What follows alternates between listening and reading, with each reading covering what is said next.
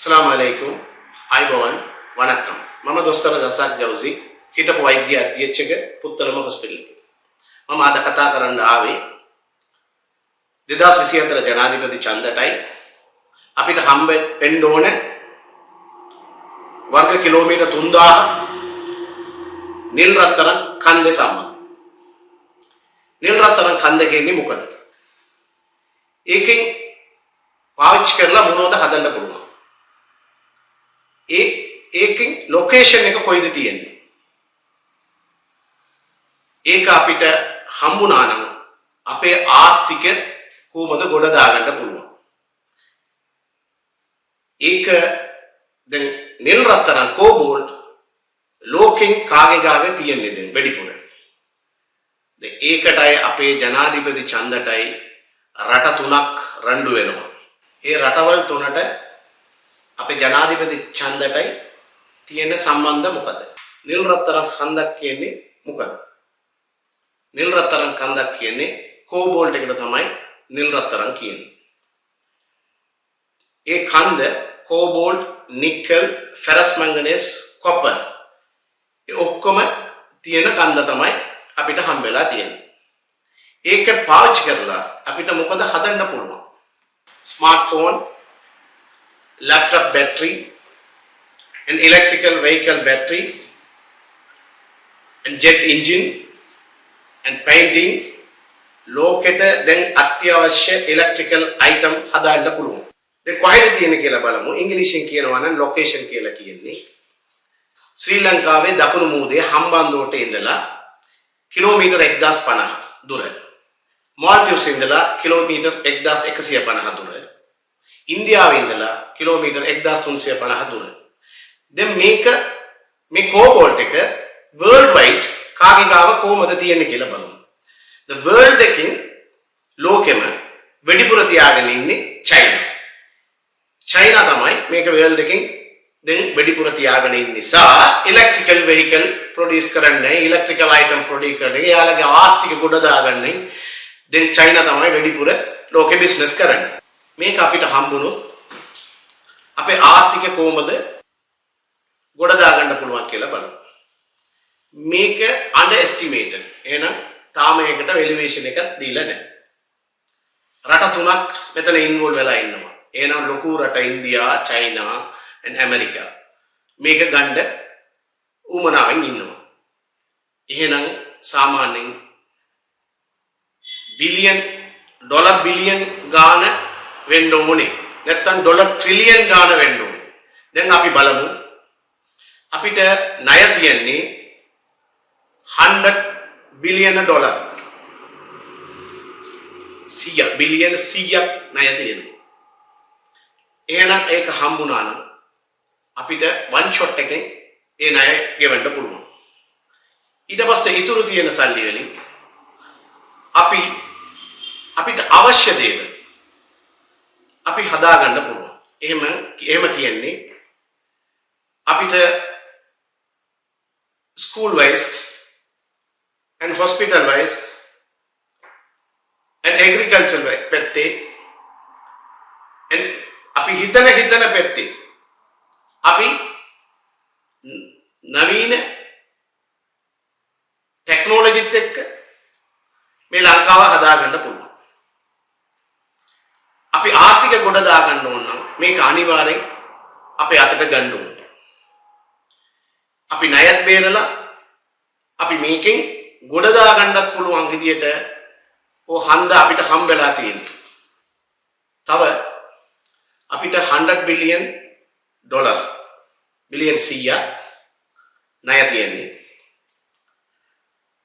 අපි හිතමු අපේ ආර්ථිකයේ දැන් ජනාධිපතිලා දැන් අවුරුදු 35 41කින් ඇතුලේ අපේ ජනාධිපති 8 දෙනෙක් ඇවිල්ලා තියෙනවා. ඒ එක ජනාධිපතිගෙන් ආණ්ඩුවෙන් අපිට හොරකම් වෙලා තියෙනවා කියන එක ජනාධිපතිගෙන් ආණ්ඩුවෙන් ඔක්කොම හොරකම් කරන්නේ නැහැනේ. එක ජනාධිපතිගෙන් ආණ්ඩුවෙන් ජනාධිපති නෙමෙයි ජනාධිපති ආණ්ඩුවෙන් කවුරෝ කීප දෙනෙක් හොරකම් කරලා තියෙනවා. බිලියන් 2ක් එක ජනාධිපති ආණ්ඩුවෙන් හොරකම් කරලා නම් 8ට අපි බිලියන් 16ක් තමයි හොරකම් කරලා තියෙන්න පුළුවන්. අපිට ණය තියෙන්නේ බිලියන් 100ක්. ඒ බිලියන් 100කින් 16ක් හොරකම් කරලා තියෙනවා. දැන් අල්ලන්න යනවා, අරක කරනවා, මේක කරනවා කියලා කියනවා. බට් අපිට මොනවද ඉතුරු 84 මොකද? අපේ බජට් එක හදන කොටයි අපිට වීදම් කරන්නයි සල්ලි නෑ. එන අපිගේ මූලික ප්‍රශ්නේ අපේ ආර්ථිකය. දැන් 16 තමයි මෙච්චර කාලේ හොරකම් කරන්නේ. එහෙම කිව්වොත්. බට් 84ක් තියෙනවා අපිට මදි වෙච්ච සල්ලි. එහෙනම් මදි වෙච්ච සල්ලි නම් අපි ආර්ථිකය ගොඩ දාගන්න ඕනේ. එහෙනම් අපි ආර්ථිකය ගොඩ දාගන්න තමයි මේ ඡන්දෙන් අපි ප්‍රයොරිටි තියන්න ඕනේ. ෆස්ට් ප්‍රයොරිටි ආර්ථිකය, සෙකන්ඩ් ප්‍රයොරිටි ආර්ථිකය, තුන්වෙනි ප්‍රයොරිටි ආර්ථිකය. මේ ආර්ථික ගොඩ දාගත්තොත් මේ කෝබෝල්ට් කන්ද හරකා අපිට ණයෙන් බේරෙන්නත් පුළුවන්, හොරාවල්ලන්නත් පුළුවන්. දැන් හොරාවල්ලලා ඉවර වෙච්චම අපි ආයත් ආර්ථිකින් කාගෙන් හරි හිඟන් ගන්න වෙයි. මේ කෝබෝල් නිසා රට තුනක් ලංකාව ඇතුළේ තරඟ යනවා. ඒකත් එක්ක ජනාධිපති තරඟත් යනවා. අපි ඉස්සරහා බලමු ඇමරිකාවේ කෝටිපති Elon Musk. Elon Musk Donald Trump के पक्षे मंथली $500 बिलियन वीद करना ये आगे एग्रीमेंट तीयंड पुलवाम मोना हरे एतुले आगे एतुले वेनेजुला श्रीलंका ये वगे समारोह रटक तीयනවා ඔයා ආවට පස්සේ මේක මට දෙන්න ඕනේ අරන් කියලා. එහෙම ඇග්‍රීමන්ට් උත් තියෙන්න පුළුවන්. එයි එහෙම කියන්නේ එලන් මස්ක් තමයි චයිනායි එලන් මස්ක් තමයි දැන් electrical vehicle world leaders products කරන්නේ කට්ටි. එහෙනම් එලන් මස්ක් දැන් ට්‍රිලියනර් වෙන්න ආසාවෙන් ඉන්නවා. බිලියනර් නෙමෙයි ට්‍රිලියනර්. එහෙනම් එයාට ඒ කන්දක් ඕනේ. නැත්තම් චයිනාත් එක්ක එයාට තරඟ කරන්න බෑ. ඊළඟ එක අපි බලමු චයිනා. චයිනා දැන් කෝබෝල්ට් එක තියාගෙන එයා හිතන ප්‍රයිස් එක එයාට ගහන්න පුළුවන්. ඒ නිසා චයිනා දැන් ඉඩ දෙන්නේ තව එකෙනෙක්ට කෝබෝල්ට් යන එක. ඊළඟ එක බලමු ඉන්දියා. ඉන්දියාවේ ඉන්දියන් සෙන්ට්‍රල් මිනිස්ටර් කියලා තියෙනවා 2035න් එයාලා electrical vehicle, electrical items world ලෝක පුරාම import කරනවා කියලා. sorry export කරනවා කියලා. දැන් එහෙනම් ඒගොල්ලෝකින් කොයිද ඉඳලා මේ electrical vehicle ට කෝබෝල්ට් හම්බෙන්නේ? ඉන්දියා plan කරන්නේ මේ FNAC නිකිටින් කන්ද ගන්න තමයි. ඉන්දියා ප්ලේන් එක තියෙන්නේ එයාලා ගාව මේ ගන්න ටෙක්නොලොජි නේ. මේ මූද ගිහිල්ලා ඕක ගන්න රිසර්ච් කරන්න ටෙක්නොලොජි නේ. එයාලා දෙන්න පටන් ගත්තා සබ්මරීන් හදන්න. එයාලගේ සයන්ටිස්ට් දාලා ඒකට වීදම් කරලා දෙන්න පටන් අරන් තියෙනවා. ඒගොල්ලෝ ඉල්ලලා තියෙනවා අවුරුදු 15ට මේ කන්ද ඒගොල්ලොට රිසර්ච් කරන්නයි ඒක ගන්න ඉල්ලලා තියෙනවා. මම පස්සේ කතා කරනවා. ඒ 15 කියන්නේ ඒගොල්ලෝ ප්ලෑන් කරලා කරන අවුරුදු 5යි එයාලගේ සබ්මරීන් හදන එක, ඊළඟ අවුරුදු 5න් එයාලා ඒක ගන්න එක, ඊට පස්සේ ඉලෙක්ට්‍රිකල් වෙහිකල් ප්‍රොඩක්ට් කරන්නේ. ඒක තමයි යා කියලා තියෙන්නේ 2035න් ඉලෙක්ට්‍රිකල් වෙහිකල් එක්ස්පෝර්ට් කරනවා කියලා. මේකටයි අපේ ජනාධිපති ඡන්දටයි මොනවද සම්බන්ධ කියලා බලන්න. 2009 ලංකාවේ ඇප්ලිකේෂන් එකක් දානවා ඉන්ටර්නැෂනල් සීබෙඩ් ඔතොරිටි ISA එකට දානවා අපේ මූදු ප්‍රමාණය කිලෝමීටර් 300 ඉඳලා වැඩි කරලා දෙන්න කියලා. අපේ ඌමනාවට අපි ඒක ඉල්ලන්න පුළුවන්. ඒ වැඩි කරලා දෙන්න පුළුවන් කිලෝමීටර් 3000 2000 එහෙම වැඩි කරලා දෙන්න ඉන්ටර්නැෂනල් සීබෙඩ් ඔතොරිටි අයිති තියෙනවා. අපි දාලා තියෙනවා. එහෙම වැඩි කරලා දුන්න රට සමහර රට තියෙනවා. ඕස්ට්‍රේලියා වැඩි කරලා තියෙනවා. පාකිස්තාන වැඩි කරලා තියෙනවා. එහෙනම් ඒ අනුවෙන් අපි නීති අනුකූලව ඔක දාලා තියෙනවා 2009.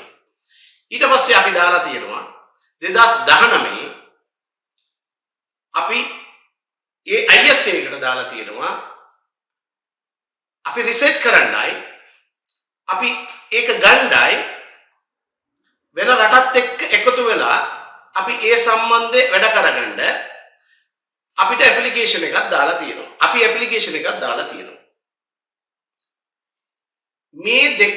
මේ කාලේ 2009 ඉඳලා 2019 වෙනකන් ඉන්දියන් රාජ්‍ය ලොකු විරුද්ධවට ආව නැහැ.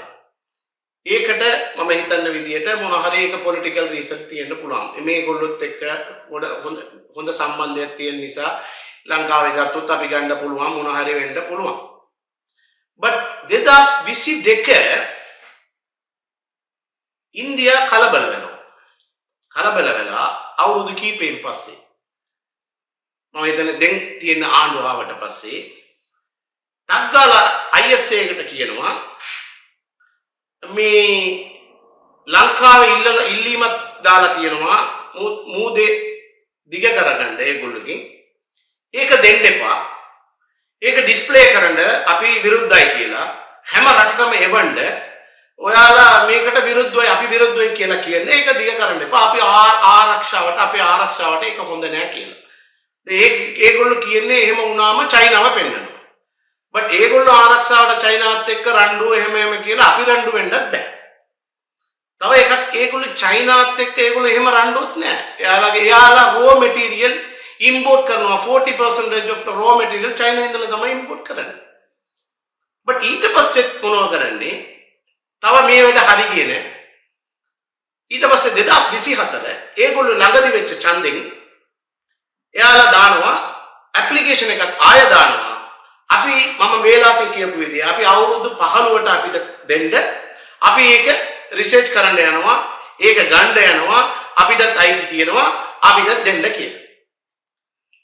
but ISA ආන්සර් ලියලා තියෙනවා වෙන රටට අයිති වෙන්න ඕන එකක්. ඒගොල්ලොත් ඉල්ලලා තියෙනවා. ඒගොල්ලොත් එක්ක ඔයාලා කතා කරලාද දෙන්නේ කියලා පොඩි ඩිස්කෂන් එකක් දාලා ඒගොල්ලෝ රිප්ලයි කරලා තියෙනවා. ඒකට හරි රිප්ලයි එකක් දෙන්න කියලා. but ඉන්දියන් ෆයිල් එක ඔහොම තියෙනවා. but ඒගොල්ලොන්ට ඡන්දෙට කලින් දැන් මේ ආවේ මෝඩි මාත්‍යාගේ ඡන්දෙට කලින් ඕක ලොකු ප්‍රශ්නේ ලොකු මේ කන්වර්සින් එකක් ගියා ඡන්දෙන් මේක අපි ගන්නවා මේක ආර්ථික ගොඩ දා ගන්නවා එහෙම කියලා. but අපේ ඡන්දේ 140 කෝටි 140ක් ඉන්න මිනිස්සු ඉන්න රටවලින් ඕක ආර්ථික ගොඩ දා ගන්න එක පුළුවන්. එහෙම ඡන්දෙන් ඒක ලොකු ප්‍රශ්න ගිහිල්ලා ලොකු මේකට ගිහිල්ලා ඔකට ඇප්ලිකේෂන් දාලා ඔහොම කරනවා නම් කෝටි දෙකක් තියෙන්නේ අපිට හම්බුනොත් අපේ ආර්ථික කොහොමද ගොඩ දාගන්න පුළුවන් කියලා හිතලා බලන්න. කොච්චර හම්බ වෙනවා කියලා හිතලා බලන්න. එහෙනම් අපි මොකද කරන්න ඕනේ කියලා හිතලා බලන්න. මම උදාහරණ දෙකක් කියන්නම්. Arabic countries, African countries. African countries ethane, methane, gold ගොඩාක් මේ වගේ සම්පත් තියෙන රට. but අවුරුදු 50ට කලින් ඕක හොයාගත්තා. but හොඳ ලීඩර් එතන ඇවිල්ලා හොඳ ඇග්‍රීමන්ට් දාන්න නැතුව ගියපු නිසා තාමත් ඇෆ්‍රිකන් රට ඇෆ්‍රිකන් විදියට ඉන්නවා. ඒ ෆ්‍රාන්ස්, ජර්මන් ඒ වගේ රට කොන්ට්‍රැක්ට් දීලා ලීඩර් හොඳ නැති නිසා ඒගොල්ලෝ එදා ඉඳලා මේ වගේ ෆ්‍රාන්ස්, ජර්මන් හොඳින් ඉන්නවා. but ඇෆ්‍රිකා තාම අදත් නිවුස් එකෙන් මම බැලුවා ඇෆ්‍රිකන් කන්ට්‍රීස් වල කන්න බොන්න නැතුව ඉන්න නිසා අලිය 200ක් විතර කපලා මස් දෙන්න ඕනේ කියලා එයාලා ඕඩර් දාලා තියෙනවා. ඒ වගේ තත්ත්වයකට ගිහිල්ලා තියෙනවා. මම තව උදාහරණයක් කියන්නම්. the Saudi Arabia, Qatar, Kuwait. Russia gold එක ලීඩර් පුටින් එයා ඩීල් කරනවා දැන් කොහමද ඉන්නේ. but African countries වලට ලීඩර් හොඳ නැති නිසා ඒ කොහමද ඉන්නේ. දැන් අපි බලමු Arabic countries Saudi අවුරුදු 50ට කලින් desert country. ලංකාව ඉඳලා දුප්පත් නිසා සල්ලි එවලක් තියෙනවා මුස්ලිම් කට්ටිය මෙහි ඉඳලා. ඒ තරම but ඒගොල්ලොට crude oil කියනවා නම් petrol diesel ඒක හම්බුණා. හරි ලීඩර්ත් එක්ක හරි ඩීල් දැම්මා ඩොලර්ස් එක්ක හරි ඩීල් දැම්මා. ඒගොල්ලෝ ගාවත් ඒ වගේ ගන්න ටෙක්නොලොජි ටෙක්නොලොජි නේ. මේ අරක ගන්න ටෙක්නොලොජි නේ. බට් හරි ලීඩර්ත් එක්ක හරි ඩීල් කරලා හරියට කරා. දැන් සෞදි කොහමද ඉන්නේ? The Qatar is a number 1 rich country in the world. ලෝකෙම. දැන් අපිට ණය බිලියන් 100ක්. දැන් FIFA World Cup Qatar එකේ තිබ්බේ. ඒ Qatar එකෙන් වීදම් කරලා තියෙනවා FIFA World Cup එක විතරයි ඩොලර් බිලියන් 200ක්. එහෙනම් ඒගොල්ලෝ කොහොමද සල්ලි ආවේ? මේ වගේ හම්බ වෙන්න ඕන එක හරියට පාවිච්චි කරලා හරියට ඩීල් කරලා හරි ලීඩර්ගෙන් යටට වෙන රටත් එක්ක හරි ඩීල් දාලා ආගිය ගොඩ ගත්තා. දැන් කොහමද ඉන්නේ? අපි ඇෆ්‍රිකා වෙන්න ඕනද? නැත්නම් කටාර් සෞදි එකේ පැත්තේ ආර්ථික පැත්තේ ඒ වෙන්න ඕනද කියලා හිතලා බලන්න, කල්පනා කරලා වෝට් කරන්න. නැත්නම් ඔයාලා කල්පනා කරලා මේ වගේ එකක් තියෙනවා කියලා කවුරුත් ඡන්දේ හරියට කිව්ව නැත්නම් ඔයාලා අහන්න මේ වගේ එකක් තියෙනවාද? අපි ආර්ථික ගොඩ දාගන්න පුළුවන් එකක් තියෙනවාද? එයි හං කරලා තියෙන්නේ මේ කියලා අහන්න, කල්පනා කරන්න, හොයන්න. නැත්නම් මෙච්චර මමත් හොයලත් ඔයාලා දාපු ඡන්දයෙන් මගේ එක ඡන්දයෙන් වෙනස් වෙන්නේ. ඔයාලා දාන ඡන්දයෙන් තමයි මමත් මේ ලංකාවේ ඇතුලේ ඉන්න ඕනේ. එහෙනම් මමත් දුප්පත් වෙනවද? රිච් වෙනවද? එහෙනම් ඔයාලගේ අත තමයි තියෙන්නේ. මෙතන අපිට ගන්න ටෙක්නොලොජි නැහැ. අපිට සබ්මරීන් ටෙක්නොලොජි මොකුත් නැහැ. එහෙනම් අපි කාගෙත් එක්ක හරි ඩීල් කරලා ගන්න ඕනේ. ඒ ගන්න පුළුවන් රට America, China, Norway, South Korea. ඒ වගේ රටවලට දෙන්න ගන්න පුළුවන්. ඒ තරම ඒගොල්ලෝගේ ටෙක්නොලොජි තියෙනවා. ඉන්දියාවට තාම ටෙක්නොලොජි ඒගොල්ලෝ හදලා අවුරුදු 5න් පස්සේ තමයි ගන්න. දැන් අපි හිතන්න ඕනේ අපි ඉන්දියාවට දෙනවද? ඉන්දියා දෙන්න බෑනේ. ඉන්දියා කියනවා අපිට දෙන්න එපා කියලා. එහෙනම් ඉන්දියාවට අපි කොන්ට්‍රැක්ට් එකෙන් දෙන්න බෑ. අපේ ඉන්දියා කියනවා අපේ මූද වැඩි කරලා දෙන්න එපා කියලා මුහුදු දුර අපිට දෙන්න එපා කියලා. එයාලත් අපිට කම්පිටිෂන් විදියට එයාලත් දාලා තියෙනවා අපිට ඕනේ කියලා. එහෙනම් ඉන්දියාත් එක්ක ඒ ඩීල් කරන්න බෑ. එහෙනම් චයිනා, ඇමරිකා අපේ මේ රට ඇතුලේ මේ ඡන්දෙත් එක්ක ඒගොල්ලෝ එකතු වෙලා ඉන්නවා. එහෙනම් ඒ රට දෙකක් තියෙනවා. ඒ රටත් එක්ක ටෙක්නොලොජි තියෙනවා. ඒක නිසා ඒගොල්ලොත් එක්ක හරි ලීඩර් කෙනෙක් හරියට ඩීල් කරලා හරියට මිනිස්සුන්ටත් කියලා මේක ගන්න ඕනේ. ඉන්දියා දැන් ප්‍රශ්න තියෙන්නේ ඉන්දියාවට දෙන්නතුව the international seabed authority එකෙන් ෆයිට් කරලා අපිට ගන්න ඕනේ එක ගන්නත් ඕනේ. ඉන්දියාවට දෙන්නතුව අපි අරගෙන අනිත් රට දෙකක් හෝ තුනක්ත් එක්ක අපි හරියට ඇග්‍රීමන්ට් දාලා හරියට ඩීල් කරලා අපි හදා ගන්න ඕනේ. එහෙම නැත්නම් අපි හරි ලීඩර් කෙනෙක් ආව නැත්නම් ඇෆ්‍රිකා වෙන්න පුළුවන්. හරි ලීඩර් කෙනෙක් අපි ආවොත් අපි කටාර් වෙන්න පුළුවන්. දැන් ඔයාලා හිතලා දැන් 21 වෙනිදා ජනාධිපති ඡන්දෙන් කල්පනා කරලා ආර්ථික ගොඩ දා ගන්න ඕනද? හොරාව අල්ලන්න ඕනද? පරිගීම ගන්න ඕනද? ඒ වගේ දේවල් වලට ඉස්සරහා අපි ප්‍රයොරිටි දෙන්න ඕනද? නැත්නම් ආර්ථිකට ගොඩ දා ගන්න අපි ප්‍රයොරිටි දෙන්න ඕනද කියලා කල්පනා කරලා ඔයා ඡන්දේ දාන්න වෙයි. මම තව එකක් කියන්න. 2009 ඉඳලා 2009ට කලින් ඡන්දය අපි දිටුවේ LTT ප්‍රශ්න තියාගෙන LTTට විරුද්ධව ඡන්ද දානවා අපි. 2009න් පස්සේ LTT එකේ අපි දිනු නිසා ඒ පැත්තේ ඡන්ද දෙමු. දිනුනා කියලා ඡන්ද දෙමු. 2015 නීති හරියට වෙන්න ඕනේ කියලා අර මෛත්‍රීපාලේ රනිල් මහත්තයාගේ ආණ්ඩුවට අපි ඡන්ද දෙමු. ගොඩක්. 2019 අපි අර සහරාන්ලාගේ ප්‍රශ්න නිසා මුස්ලිම් විරෝධ මේකත් එක්ක අපි ඡන්ද දෙමු. දැන් අපි ඡන්ද දාන්න සූදානම් වෙලා ඉන්නවා. මට දන්න විදියට ආර්ථික නෙමෙයි හොරාව අල්ලන්න ඕනේ. හොරාව අල්ලන්න ඕනේ අපි සැටිස් වෙන්න ඕනේ. ඉස්සරහා අපි හොරාව අල්ලන්න කලින් අපි ආර්ථික ගොඩ දා ගන්න ඕනේ. ආර්ථික ගොඩ දා ගන්න රට දැන් මැලේසියා දැන් සිංගප්පූර්, ඔස්ට්‍රේලියා, ඇමරිකා, කැනඩා ඔක්කොම ආර්ථික ගොඩ දාගත්තා. නීති හරියට වෙනවා. දැන් නීති හරි දාලා ආර්ථික නැත්තම් ආය හොර වෙනවා. ආය රට මේ හොරකම් වෙනවා. briberies and සමහර ප්‍රශ්නේ මේ ජාතිවාදී ප්‍රශ්නේ ඒ ඔක්කොම වෙන්න පුළුවන්. එහෙනම් අපි ඉස්සරහ හිතමු ආර්ථික ගොඩ දාගමු. ඊට පස්සෙත් හිතමු ආර්ථික ගොඩ දාගමු. ඊට පස්සෙත් හිතමු ආර්ථික ගොඩ දාගමු. ඒකෙන් ඇනුවින් අපි අලුත් සිස්ටම් එකක් හදලා අපි අනිත් දේවල් ඔක්කොම හදාගන්න පුළුවන්. දැන් මම 21 වෙනිදා මම බලාපොරොත්තු වෙනවා මගේ මේ කතාවෙන් මොන හරි ප්‍රතිඵල මට හම්බ වෙනවා රටට හම්බ වෙනවා කියලා. Thank you.